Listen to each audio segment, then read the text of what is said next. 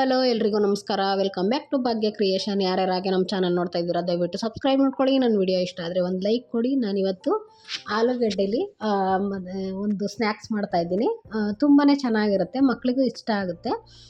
ಯಾವಾಗ್ಲೂ ಮಕ್ಕಳು ಬೇರೆ ಬೇರೆ ರೀತಿ ಕೇಳ್ತಾನೆ ಇರ್ತಾರೆ.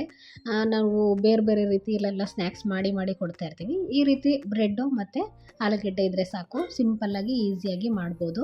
ನಾನು ಅದಕ್ಕೆ ಬೇಕಾಗಿರೋ ಇಂಗ್ರೀಡಿಯೆಂಟ್ಸ್ಗಳನ್ನ ಎತ್ತಿಟ್ಕೊಂಡಿದ್ದೀನಿ. ಇವಾಗ ಮೊದಲಿಗೆ ನಾನು ಒಂದು ಬೌಲ್ಗೆ ಆಲೂಗಡ್ಡೆಯನ್ನು ಬೇಯಿಸಿ ಮೊದಲೇ ಇಟ್ಕೊಂಡಿದ್ದೆ. ಅದನ್ನು ಸ್ಮ್ಯಾಶ್ ಆದರೂ ಮಾಡ್ಕೊಳ್ಳಿ, ಇಲ್ಲಿ ಈ ರೀತಿ ಕೊಬ್ಬರಿ ತುರಿಯೋದ್ರಲ್ಲಿ ತುರಿದಾದ್ರೂ ಇಟ್ಕೋಬೋದು. ಇವಾಗ ನಾನು ತುರಿಯೋದ್ರಲ್ಲಿ ತುರಿದ್ಬಿಟ್ಟು ಎತ್ತಿಟ್ಕೊಂಡಿದ್ದೀನಿ. ಈಗ ಅದಕ್ಕೆ ನಾನು ಚೀಸನ್ನು ಹಾಕ್ಕೋತಾ ಇದ್ದೀನಿ. ನೀವು ಬೇಕು ಅಂದರೆ ಆಪ್ಷನ್ಸು ಇದ್ದರೆ ಹಾಕ್ಕೊಳ್ಳಿ, ಇಲ್ಲಾಂದರೆ ಏನು ಬೇಡ, ಹಾಗೇನೂ ಮಾಡ್ಬೋದು. ಚೀಸ್ ಇದ್ದರೆ ಸ್ವಲ್ಪ ಟೇಸ್ಟ್ ಚೆನ್ನಾಗಿರುತ್ತೆ, ಮಕ್ಳಿಗೆ ತುಂಬ ಇಷ್ಟ ಆಗುತ್ತೆ ಅನ್ನೋ ಕಾರಣಕ್ಕೆ ಸ್ವಲ್ಪ ಚೀಸ್ ಹಾಕಿದ್ದೀನಿ. ಮತ್ತು ಸಣ್ಣಗೆ ಕಟ್ ಮಾಡಿರೋ ಅಂಥ ಈರುಳ್ಳಿ ಮತ್ತು ಕೊತ್ತಂಬರಿ ಸೊಪ್ಪು, ಇಲ್ಲಿ ಸಬ್ಸಿಗೆ ಸೊಪ್ಪನ್ನು ನಾನು ಯೂಸ್ ಮಾಡ್ತಾಯಿದ್ದೀನಿ. ನೀವು ಬೇಕು ಅಂದರೆ ಪಾಲಕು, ಮೆಂತ್ಯ ಯಾವ್ದು ಬೇಕಾದರೂ ಸೊಪ್ಪುಗಳನ್ನ ಹಾಕ್ಬೋದು. ಏಕೆಂದರೆ ಮಕ್ಕಳು ಸೊಪ್ಪು ತಿನ್ನಲ್ಲ ಅಂದಾಗ ಈ ರೀತಿ ಮಾಡಿಕೊಡ್ಬೋದು ಸ್ನ್ಯಾಕ್ಸ್ ಟೈಪಲ್ಲಿ. ಮಕ್ಕಳಿಗೆ ಸಖತ್ ಇಷ್ಟ ಆಗುತ್ತೆ, ಒಳಗಡೆ ಇರೋದು ಗೊತ್ತಾಗಲ್ಲ, ತಿನ್ಕೊತಾರೆ. ಅದೇ ನಾವು ಸೊಪ್ಪೆಲ್ಲ ಬೇಯಿಸ್ಬಿಟ್ಟು ಕೊಡೋಕ್ಕೋದ್ರೆ ತಿನ್ನಲ್ಲ. ಹಾಗಾಗಿ ಮತ್ತು ಇಲ್ಲಿ ಹಸಿರು ಮೆಣಸಿನ್ಕಾಯಿನ ಸ್ವಲ್ಪ ಒಂದು 2ರಿಂದ 3 ನಾನು ಕಟ್ ಮಾಡಿ ಹಾಕಿದ್ದೀನಿ. ಅದಕ್ಕೆ ಸ್ವಲ್ಪ ಅಚ್ಚ ಖಾರದ ಪುಡಿ ಹಾಕ್ಕೋತಾ ಇದ್ದೀನಿ, ಅಂದರೆ ಖಾರ ಸ್ವಲ್ಪ ಕಡಿಮೆ ಆಗುತ್ತೆ ಅಂತ. ಮತ್ತು ಸ್ವಲ್ಪ ಅರಿಶಿನ ಪುಡಿ ಮತ್ತು 1 ಸ್ಪೂನಷ್ಟು ಧನಿಯಾ ಪೌಡರು, ಅರ್ಧ ಟೇಬಲ್ ಸ್ಪೂನಷ್ಟು ಜೀರಾ ಪೌಡರು, ಮತ್ತು ಇಲ್ಲಿ ಗರಂ ಮಸಾಲನ್ನು ನಾನು ಯೂಸ್ ಮಾಡ್ತಾಯಿದ್ದೀನಿ. ನೀವು ಬೇಕು ಅಂದರೆ ಆಪ್ಷನ್ಸು ಸ್ವಲ್ಪ ಸ್ಪೈಸಿಯಾಗಿ ಬೇಕು ಅಂತಂದರೆ ಹಾಕ್ಕೋಬೋದು, ಇಲ್ಲಾಂದರೆ ಅದನ್ನು ಸ್ಕಿಪ್ ಮಾಡ್ಕೋಬೋದು. ಸ್ವಲ್ಪ ಗರಂ ಮಸಾಲ ಇದ್ದರೆ ಟೇಸ್ಟ್ ಚೆನ್ನಾಗಿರುತ್ತೆ ಅಂತ. ಇಲ್ಲಿ ಸ್ವಲ್ಪ ಅಜ್ವಾನನ್ನು ಹಾಕ್ತಾಯಿದ್ದೀನಿ, ಏಕೆಂದರೆ ಮಕ್ಕಳಿಗೆ ಜೀರ್ಣ ಶಕ್ತಿ ಇರಲ್ಲ. ಈ ರೀತಿ ನಾವು ಸ್ನ್ಯಾಕ್ಸ್ ಮಾಡಿಕೊಟ್ಟಾಗ ಅದರೊಳಗೆ ಸ್ವಲ್ಪ ಅಜ್ವಾನ ಹಾಕಿದ್ರೆ ಸ್ವಲ್ಪ ಡೈಜೆಷನ್ ಚೆನ್ನಾಗಾಗುತ್ತೆ ಮಕ್ಕಳಿಗೆ. ದೊಡ್ಡವ್ರಿಗೂ ಅಷ್ಟೇ. ಈ ಬೇಸಿಗೆ ಟೈಮಲ್ಲಿ ಸ್ವಲ್ಪ ಆಯಿಲ್ ಐಟಮ್ ಕಡಿಮೆನೇ ತಿನ್ನಬೇಕು. ಈ ತಿಂದಲೇ ಹೆಂಗೆ ಬೇಕೋ ಹಂಗೆ ಮಾಡ್ಕೊಂಡು ತಿಂದ್ಬಿಟ್ರೆ ಜೀರ್ಣ ಆಗೋಲ್ಲ. ಹಾಗಾಗಿ ಸ್ವಲ್ಪ ಅಜ್ವಾನ ಮತ್ತು ರುಚಿಗೆ ತಕ್ಕಷ್ಟು ಉಪ್ಪನ್ನು ಹಾಕ್ಕೋಬೇಕು. ಇವಾಗ ಇದಕ್ಕೆ ಒಂದು 2 ಸ್ಪೂನ್ ಎಣ್ಣೆ ಬೇಕಾದ್ರೆ ಇವಾಗಲೇ ಹಾಕ್ಕೊಂಡು ನೀವು ಕಲಿಸ್ಕೋಬೋದು. ನಾನು ಎಲ್ಲ ಮಿಕ್ಸಿಂಗ್ ಆದಮೇಲೆ ಹಾಕ್ಕೋತೀನಿ ಸ್ವಲ್ಪ 1 ಟೇಬಲ್ ಸ್ಪೂನಷ್ಟು ಎಣ್ಣೆನ. ಅದು ನಿಮ್ಗೆ ಆಪ್ಷನ್ಸು. ಇದಕ್ಕೆ ಬೇಕು ಅಂದರೆ ಸ್ವಲ್ಪ ಮೈದಾನೋ ಅಥವಾ ಅಕ್ಕಿ ಹಿಟ್ಟೋ ಅಥವಾ ಕಾರ್ನ್ಫ್ಲವರು ಯಾವ್ದು ಬೇಕಾದ್ರೂ ಹಿಟ್ಟನ್ನು ಪುಡಿನೂ ಹಾಕ್ಕೋಬೋದು. ನಾನಿಲ್ಲಿ ಯಾವುದೇ ರೀತಿ ಪುಡಿ ಯಾವುದು ಹಾಕ್ಕೊಂಡಿಲ್ಲ, ಹಾಗೆಯೇ ಕಲಿಸ್ಕೊಂಡೆ. ಮತ್ತು 1 ಸ್ಪೂನಷ್ಟು ಅಡುಗೆ ಎಣ್ಣೆನ ಹಾಕ್ಕೊಂಡಿದ್ದೀನಿ. ಅಂದರೆ ಕೈಗೆ ತುಂಬಾ ಅಂಟ್ಕೊಳ್ಳುತ್ತಲ್ವ, ಹಾಗಾಗಿ ಸ್ವಲ್ಪ ಎಣ್ಣೆ ಹಾಕ್ಕೊಂಡು ಈಗ ಕಲಸಿ ಎತ್ತಿಟ್ಕೊಂಡಿದ್ದೀನಿ. ಇವಾಗ ನಾನು ಫಸ್ಟಿಗೆ ಗ್ಯಾಸ್ ಹಚ್ಚಿಬಿಟ್ಟು ಒಂದು ಬಾಣಲಿ ಇಟ್ಕೊಂಡು ಈಗ ಎಣ್ಣೆ ಕಾಯೋದಕ್ಕೆ ಇಟ್ಕೋತಾ ಇದ್ದೀನಿ. ನಾವು ಏಕೆಂದರೆ ರೋಲ್ ಮಾಡೋ ಅಷ್ಟೊತ್ತಿಗೆ ಇಲ್ಲಿ ಎಣ್ಣೆ ಕಾಯ್ಕೊಳ್ಳುತ್ತೆ. ಹಾಗಾಗಿ ಅಂದರೆ ಚೆನ್ನಾಗಿ ಕಾಯಬೇಕು ಎಣ್ಣೆ, ಅಂದರೆ ಜಾಸ್ತಿ ಉರಿ ಇಟ್ಟು ಕಾಯಿಸ್ಬಾರ್ದು, ಒಂದು ಮೀಡಿಯಮ್ ಉರಿ ಇಟ್ಕೊಂಡು ನಾವು ಎಣ್ಣೆ ಕಾಯಕ್ಕೆ ಇಟ್ಕೋಬೇಕು. ಯಾಕೆಂದರೆ ಬ್ರೆಡ್ಡಲ್ಲಿ ಮಾಡೋದ್ರಿಂದ ತುಂಬ ಸೀದದಂಗೆ ಆಗಿಬಿಡ್ಬೋದು, ಸೀಸ್ಬಾರ್ದು, ನೀಟಾಗಿ ಮಾಡ್ಕೋಬೇಕು. ಹಾಗಾಗಿ ಇವಾಗ ಎಣ್ಣೆ ಕಾಯೋದಕ್ಕಿಟ್ಟು ನಾನಿಲ್ಲಿ ಒಂದು 6 ಬ್ರೆಡ್ ಪೀಸ್ನ ತೊಗೊಂಡಿದ್ದೀನಿ. ಸೈಡ್ ಎಡ್ಜಸ್ ಎಲ್ಲನ ಈ ರೀತಿ ಕಟ್ ಮಾಡ್ಕೋಬೇಕು, ಯಾಕೆಂದರೆ ನಾವು ಬೈಂಡಿಂಗ್ ಮಾಡಬೇಕಲ್ವಾ. ಹಾಗಾಗಿ ಇವಾಗ 4 ಸೈಡನ್ನು ನಾನು ಈ ರೀತಿ ಕಟ್ ಮಾಡ್ಕೊ. ಇದಕ್ಕೆ ನೀವು ಸ್ವಲ್ಪ ದಪ್ಪದಾಗಿ ಬರುತ್ತೆ ದೊಡ್ಡ ಪೀಸ್ ಆದರೆ. ಅಕಸ್ಮಾತ್ ನೀವು ಬ್ರೆಡ್ದು ಚಿಕ್ಕ ಪೀಸ್ ತೊಗೊಂಡು ಚಿಕ್ಕದಾಗಿ ಬೇಕಾದರೂ ಮಾಡ್ಕೋಬೋದು. ನಾನಿಲ್ಲಿ ಸ್ವಲ್ಪ ದೊಡ್ಡ ಪೀಸ್ ಇರೋದ್ರಿಂದ ದೊಡ್ಡ ಸ್ನ್ಯಾಕ್ಸ್ ಥರ ಮಾಡ್ಕೊಂಬಿಟ್ಟಿದ್ದೀನಿ. ಇವಾಗ ನೋಡಿ ಈ ರೀತಿ ಕಟ್ ಮಾಡಿ ಎತ್ತಿಟ್ಕೊಂಡು, ಮತ್ತು ನಾನು ಆವಾಗಲೇ ಆಲೂಗಡ್ಡೆ ಮಸಾಲಾನ ಏನು ರೆಡಿ ಮಾಡಿದ್ನೋ ಅದು, ಮತ್ತು ಇಲ್ಲಿ ಬ್ರೆಡ್ ಕ್ರಮ್ಸು ಅಂದರೆ ಬ್ರೆಡ್ದು ಎಡ್ಜಸ್ ಇರುತ್ತಲ್ಲ ಅದನ್ನು ಮಿಕ್ಸಿಲಿ ಪುಡಿ ಮಾಡಿಕೊಂಡ್ರೆ ಸಾಕಾಗುತ್ತೆ. ಇವಾಗ ಒಂದು ಬೌಲಲ್ಲಿ ನೀರು ತೊಗೊಂಡಿದ್ದೀನಿ.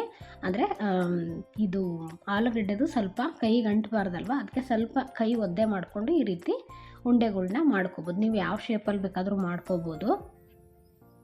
ಈ ರೀತಿ ಉಂಡೆಗಳ್ನ ನಿಮಗೆ ಎಷ್ಟು ಬೇಕೋ ಅಷ್ಟನ್ನು ಒಂದು ಮೀಡಿಯಮ್ ಸೈಜಲ್ಲಿ, ಏಕೆಂದರೆ ನಾವು ಬ್ರೆಡ್ ಒಳಗಡೆ ಇಟ್ಬಿಟ್ಟು ಸ್ಟಫಿಂಗ್ ಮಾಡಬೇಕಲ್ವ, ಹಾಗಾಗಿ ಅದಕ್ಕೆ ಎಷ್ಟು ಇಡಿಸುತ್ತೆ ಅಂತ ನೋಡಿಕೊಂಡು ನೀವು ಈ ರೀತಿ ಉಂಡೆಗಳ್ನ ಮಾಡಿ ಎತ್ತಿಟ್ಕೊಂಡ್ರೆ ನಿಮಗೆ ಮಾಡೋದಕ್ಕೆ ತುಂಬಾ ಈಸಿ ಆಗುತ್ತೆ.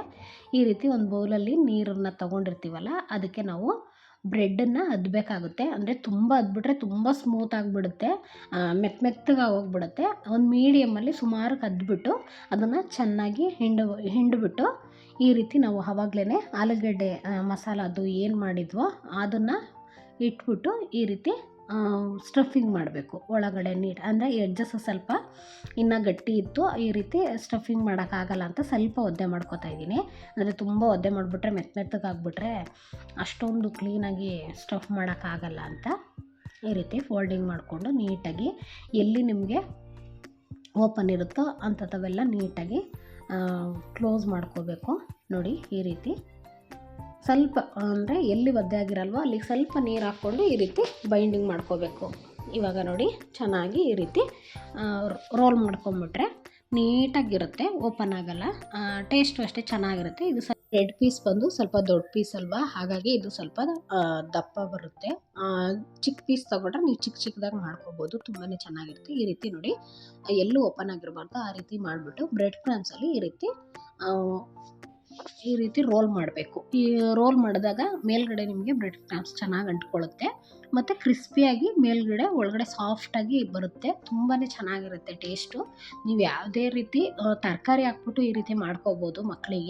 ಮಕ್ಕಳು ಈ ತರಕಾರಿ ಸೊಪ್ಪು ಇವೆಲ್ಲ ತಿನ್ನಲ್ಲ, ಅದಕ್ಕೆ ಈ ರೀತಿ ಮಾಡಿಕೊಟ್ರೆ ಅವ್ರಿಗೆ ಸ್ನ್ಯಾಕ್ಸ್ ಟೈಪು ಆಗುತ್ತೆ ಮತ್ತು ನಮಗೆ ತರಕಾರಿ ಆಗಲಿ ಸೊಪ್ಪಾಗಲಿ ತಿನ್ನಿಸ್ದಂಗೂ ಆಗುತ್ತೆ. ಹಾಗಾಗಿ ನಾನು ಈ ರೀತಿನೇ ಜಾಸ್ತಿ ಮಾಡ್ತಾ ಇರ್ತೀನಿ, ಏಕೆಂದರೆ ಕೆಲವ್ರಿಗೆ ಇಷ್ಟನೇ ಆಗಲ್ಲ. ಈ ರೀತಿನೇ ಆದರೂ ಮಾಡಿಕೊಟ್ರೆ ಮಕ್ಕಳು ಸಖತ್ತು ಇಷ್ಟಪಟ್ಟು ತಿಂತಾರೆ ಮತ್ತು ರುಚಿಯಾಗಿರುತ್ತೆ. ಅದು ತಿನ್ನಬೇಕು ಅಂತ ಅನಿಸಿ ಕೇಳಿ ಮಾಡಿಸ್ಕೊಂಡು ತಿಂತಾರೆ. ಹಾಗಾಗಿ ನಾನು ಇವಾಗ ಎಲ್ಲದನ್ನು ಇದೇ ರೀತಿ ನೋಡಿ ಬ್ರೆಡ್ನ ನೆನೆಸ್ಬಿಟ್ಟು ಸ್ವಲ್ಪ ಚೆನ್ನಾಗಿ ಹಿಂಡ್ಬಿಟ್ಟು ಅದರಲ್ಲಿ ಆಲೂಗೆಡ್ಡೆ ಮಸಾಲನ ಇಟ್ಟು ಈ ರೀತಿ ಬೈಂಡಿಂಗ್ ಮಾಡ್ಕೋಬೇಕು. ಬೈಂಡಿಂಗ್ ಮಾಡಿ ಬ್ರೆಡ್ ಕ್ರಮ್ಸಲ್ಲಿ ಅದ್ದಿದ್ರೆ ನೀಟಾಗಿ ಫಿನಿಶಿಂಗ್ ಚೆನ್ನಾಗಿ ಕೂರುತ್ತೆ. ತುಂಬಾ ಚೆನ್ನಾಗಿರುತ್ತೆ, ನೋಡೋದಕ್ಕೂ ಅಷ್ಟೇ. ಸ್ವಲ್ಪ ದಪ್ಪ ಇರೋದ್ರಿಂದ ಒಂದೊಂದು ತಿಂದರೆ ಸಾಕು, ಮಕ್ಕಳು ಸಂಜೆ ಟೈಮು ಸಾಕು ಅಂತ ಅನಿಸ್ಬಿಡುತ್ತೆ. ಅವ್ರಿಗೂ ಬೇಜಾರಾಗುತ್ತೆ ಸ್ಕೂಲಿಂದ ಬಂದು, ಇಲ್ಲ ಸಂಜೆ ಟೈಮ್ ಏನಾದರೂ ಬೇಕು ಅಂತ ಹೇಳ್ತಾ ಇರ್ತಾವಲ್ವ. ಹಾಗಾಗಿ ಈ ರೀತಿ ಮಾಡಿಕೊಟ್ರೆ ಅವ್ರಿಗೆ ಸಖತ್ ಇಷ್ಟ ಆಗುತ್ತೆ. ನೋಡಿ ಇದೇ ರೀತಿ ನಾನು ಎಲ್ಲ ಪೀಸಸ್ನು ಹಾಗೇ ಮಾಡಿಕೊಂಡೆ. ನೀಟಾಗಿ ಬ್ರೆಡ್ ಕ್ರಮ್ಸಲ್ಲಿ ಈ ರೀತಿ ಬೈಂಡಿಂಗ್ ಮಾಡ್ಕೋಬೇಕು. ಆವಾಗ ನಮಗೆ ನೀಟಾಗಿ ಒಳಗಡೆ ಇರೋ ಸ್ಟಫಿಂಗು ಆಚೆ ಬರಲ್ಲ, ನೀಟಾಗಿರುತ್ತೆ. ಸ್ವಲ್ಪ ಚೀಸು ಹಾಕಿರೋದ್ರಿಂದ ಟೇಸ್ಟ್ ಅಂತೂ ಸಖತ್ತು ಚೆನ್ನಾಗಿರುತ್ತೆ. ನೀವು ಚೀಸ್ ಇಲ್ಲ ಅಂದರೆ ಪನ್ನೀರ್ ಬೇಕಾದರೂ ಹಾಕೋಬೋದು. ಇವಾಗ ನೋಡಿ ಆ ರೀತಿ ಎಲ್ಲ ನಾನು ಮಾಡಿಟ್ಕೊಂಡಿದ್ದೆ. ಇವಾಗ ಎಣ್ಣೆ ಕರೆಕ್ಟಾಗಿ ಕಾಯ್ದಿದೆ, ಅಂದರೆ ತುಂಬಾ ಕಾಯ್ದಿರಬಾರ್ದು, ಕಾಯ್ದಲ್ಲೂ ಇರಬಾರ್ದು. ಒಂದು ಮೀಡಿಯಮ್ ಉರಿಲಿ ನಾವು ಇದನ್ನು ನೀಟಾಗಿ ಮಗ್ಚಿ ಈ ರೀತಿ ಉರುಳಿಸಿ ನಾವು ಬೇಯಿಸ್ಕೋಬೇಕು. ಯಾಕೆಂದರೆ ಒಂದೇ ಕಡೆ ಇರೋದ್ರಿಂದ ಅದು ಸರಿಯಾಗಿ ಬೇಯೋಲ್ಲ, ಹಾಗಾಗಿ ಈ ರೀತಿ ಮಗ್ಚಾಕ್ತಾ ಇರಬೇಕು. ಮತ್ತು ಈಗ ಇನ್ನೂ ಒಂದು ಹಾಕ್ಕೋತಾ ಇದ್ದೀನಿ, ಯಾಕೆಂದರೆ ದೊಡ್ಡ ಬಾಣಲಿ ಇಟ್ಟಿದ್ದೀನಲ್ವ, ಒಂದು ಮೂರು ಹಾಕ್ಕೊಂಡು ನೀಟಾಗಿ, ಯಾಕೆಂದರೆ ಅದನ್ನು ಮಗ್ಚಕ್ಕೆಲ್ಲ ಆಗಲ್ಲ, ಹಂಗಾಗಿ ನಾನು ಕಡಿಮೆನೇ ಹಾಕ್ಕೊಂಡು ಇಲ್ಲಿ ಈ ರೀತಿ ಬೇಯಿಸ್ಕೊತಾ ಇದ್ದೀನಿ.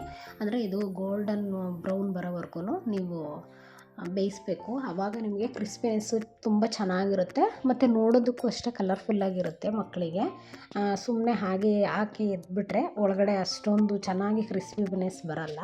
ಹಾಗಾಗಿ ನೋಡಿ ಇಲ್ಲಿ ಈ ರೀತಿ ತಿರುಗಿಸಿ ಬೇಯಿಸಿದ್ರೆ ಈ ಕಲರ್ ಬರುತ್ತೆ. ಈ ಕಲರ್ ಬಂದರೆ ಸಾಕು, ಆರಾಮಾಗುತ್ತೆ. ಮತ್ತು ನೋಡಿ ಇನ್ನೊಂದು ಬ್ಯಾಚು ನಾನು ಬೇಯಿಸ್ಕೊತಾ ಇದ್ದೀನಿ. ತುಂಬಾ ಈಸಿಯಾಗಿ ಬೆಂದೋಗ್ಬಿಡುತ್ತೆ, ಜಾಸ್ತಿ ಟೈಮು ತೊಗೊಳಲ್ಲ, ಏನಿಲ್ಲ. ನೋಡಿ ಈ ರೀತಿ ಕರೆಕ್ಟಾಗಿ ಒಂದು ಬ್ರೌನ್ ಕಲರ್ ಬರೋವರೆಗೂ ಬೇಯಿಸ್ಕೊಂಡು ಇದನ್ನು ಸಾಸು ಅಥವಾ ಮಯೋನಸಲ್ಲಿ ತಿನ್ನೋದಕ್ಕೆ ಸಂಜೆ ಹೊತ್ತು ಕಾಫಿ ಟೈಮಲ್ಲಿ ತುಂಬ ಚೆನ್ನಾಗಿರುತ್ತೆ, ಆರೋಗ್ಯವಾಗೂ ಇರುತ್ತೆ. ತರಕಾರಿ ಹಾಕಿ ನೀವು ಕ್ಯಾರೆಟು ಬೀಟ್ರೂಟು ಇವೆಲ್ಲ ಹಾಕೋಬೇಕಾದ್ರೂ ಮಾಡಿಕೊಡ್ಬೋದು, ತುಂಬಾ ಟೇಸ್ಟಿಯಾಗಿರುತ್ತೆ. ಕಲರ್ಫುಲ್ಲಾಗೂ ಇರೋದ್ರಿಂದ ಮಕ್ಳಿಗೆ ಸಖತ್ ಇಷ್ಟ ಆಗುತ್ತೆ. ಒಂದು ಸಲ ಟ್ರೈ ಮಾಡಿ. ಹೀಗೆ ನಮ್ಮ ಚಾನಲ್ನ ಸಪೋರ್ಟ್ ಮಾಡಿ, ಸಬ್ಸ್ಕ್ರೈಬ್ ಮಾಡ್ಕೊಳ್ಳಿ, ಶೇರ್ ಮಾಡಿ, ಕಮೆಂಟ್ ಮಾಡಿ. Thank you for watching.